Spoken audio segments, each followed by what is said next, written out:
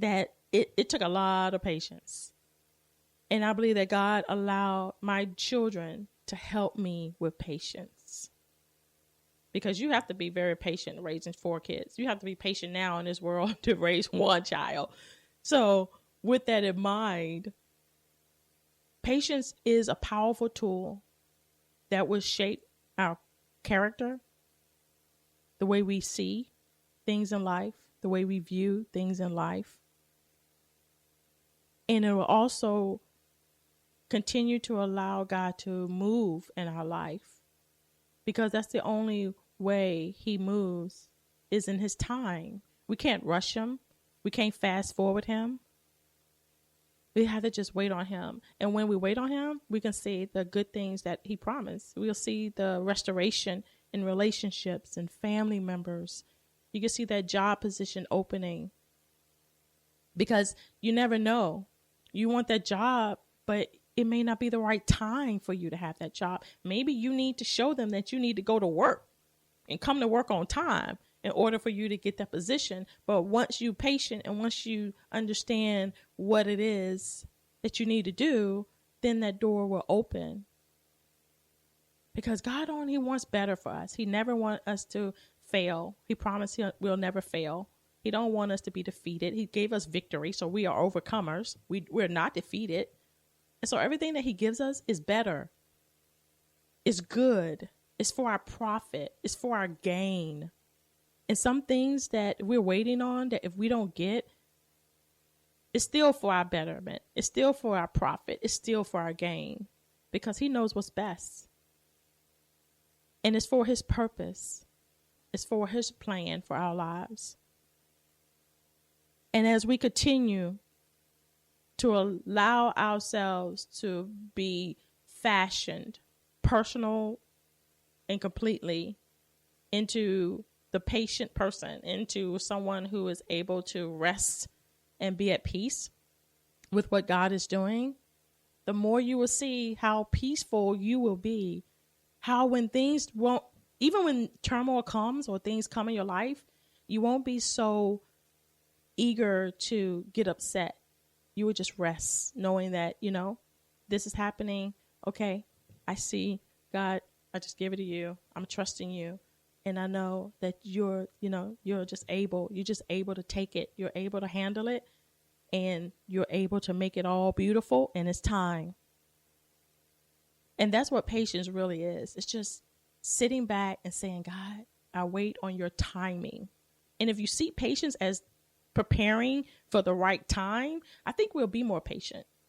We look at patience as we have to wait, we have to hurry up and wait, we got to wait. But if we look at it as setting you in the right place at the right time, in the right position to be successful, then we can look at patience as a good thing and not always something that we're struggling and having like an obligation or a restriction of some sort. We can embrace patience and we can say, okay, I will wait.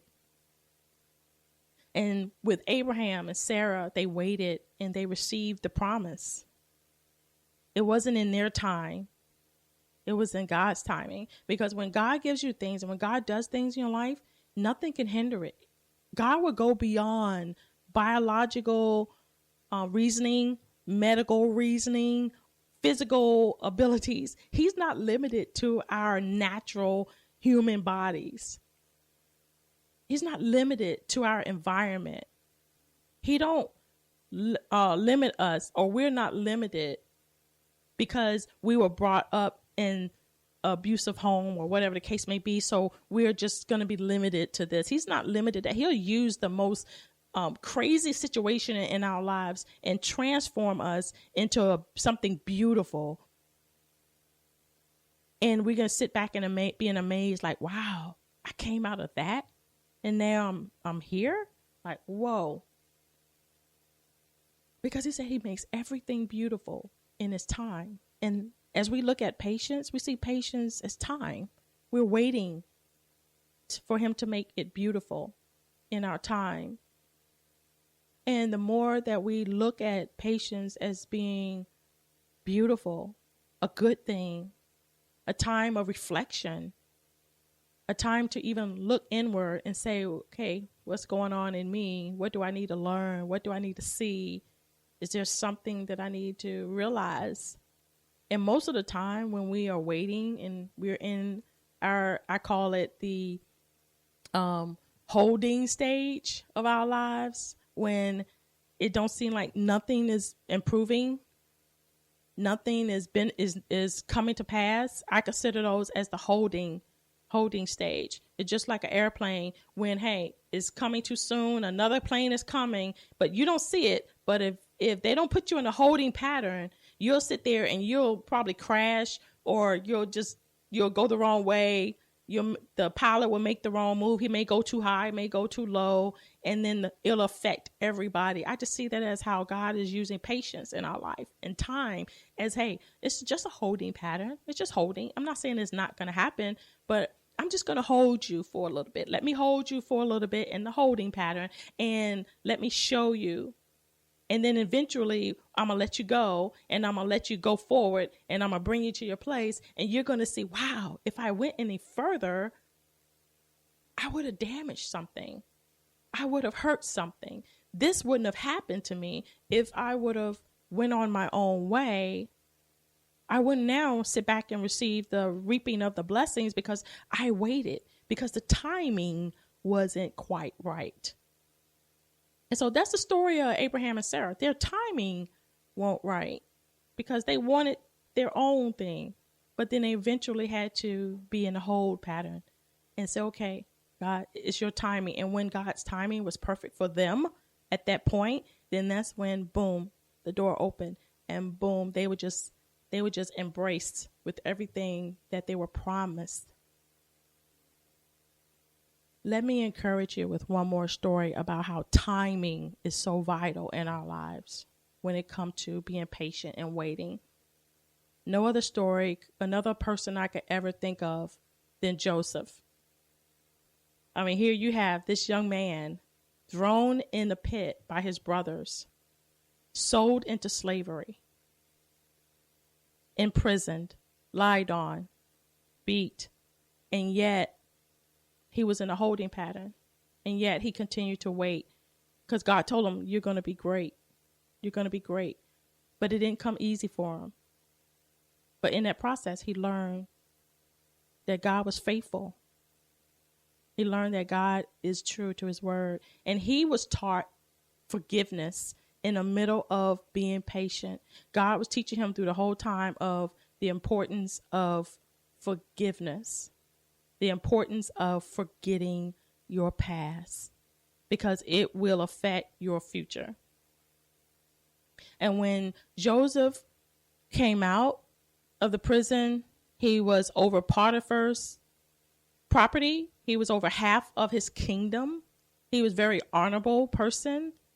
He received Potiphar's daughter as his wife, and he had a son, and one of his sons' he named him Manasseh.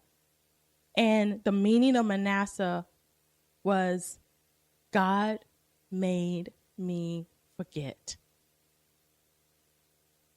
So in his process of his holding pattern, of his patience, of his perfect timing for the Lord, God was working on him to show him you can't go into your future holding on to things that was done to you in your past.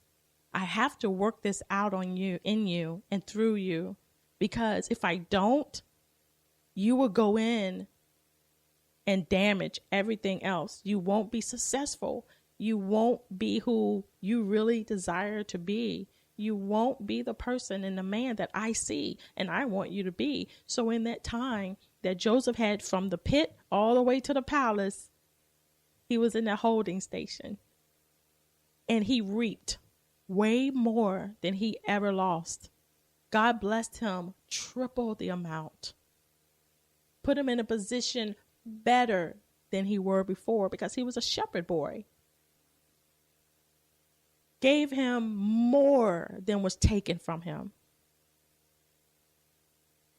But the most important thing that Joseph learned in the process, the power of forgiveness. And he had that opportunity to show that when his brothers came, because during that time, Egypt was in famine. So they came to receive food. And when he saw his brothers, and they didn't know, he went through this process of making sure, if his brother's going to do the same thing to his other brother and so forth. But the outcome of it was when they all gathered together, he told them, he said, I am your brother Joseph, the one you sold into slavery. And they were frightened because they thought that Joseph would be angry, that Joseph will retaliate, that Joseph will do to them what they did to him. So when they kneeled down in front of Joseph, Joseph said no. He said, get up. He said, I have forgiven you. I don't hold anything against you. I am your brother. You are my family. What you meant to destroy me, what you meant for evil, what you thought that will cause me to destroy my life, it really was good. It turned out for my good.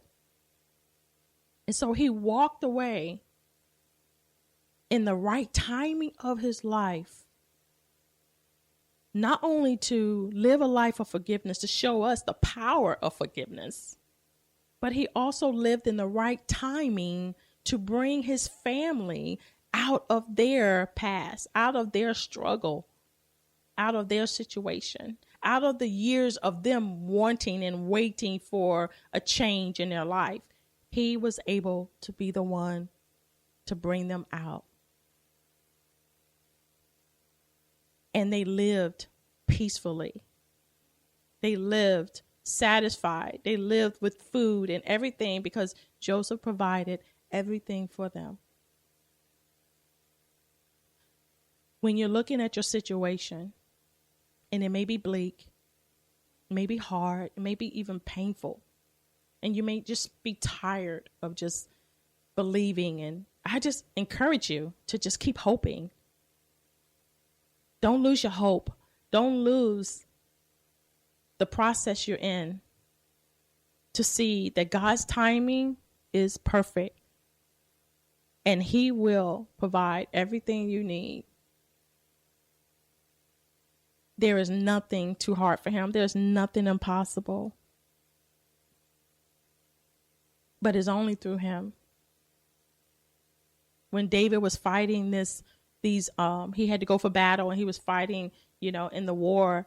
And he said, God, you were able to allow me to run through troops.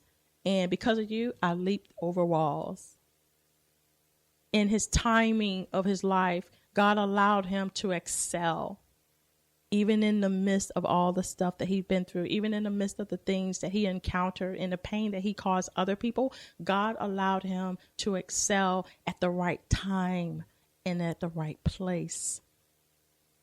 Be encouraged. You're in the right place. You're in the right holding pattern right now in your life. Allow God to just teach you and show you how he will make everything beautiful in your life in his time.